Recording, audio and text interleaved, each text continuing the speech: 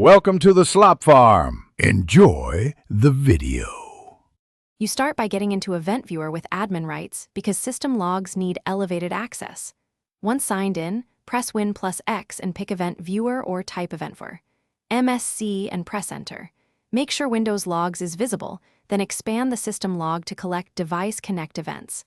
This is the earliest actionable step, locating the centralized log where USB attach/detach entries appear. Once done, we'll filter to the specific USB device records so you don't wade through unrelated events. Now focus the system log so you see only USB-related events. This saves time and isolates device history. Click Filter Current Log, choose sources such as kernel PNP and plug in USB terms. You can also search for USPster or hints like device install.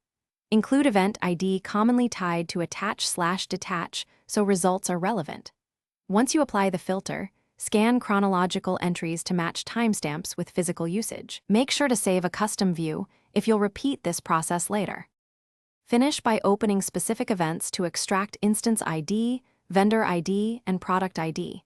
These details tell you which device was connected and when. Next, cross-check those ID in Device Manager using View Right Arrow Devices by connection to confirm device names and drivers. If entries are missing or sparse, enable auditing or inspect USPster registry keys as a next step to capture future history. If you still don't see expected records, restart the system and retest a short connect-disconnect while watching Event Viewer live. Thanks for watching.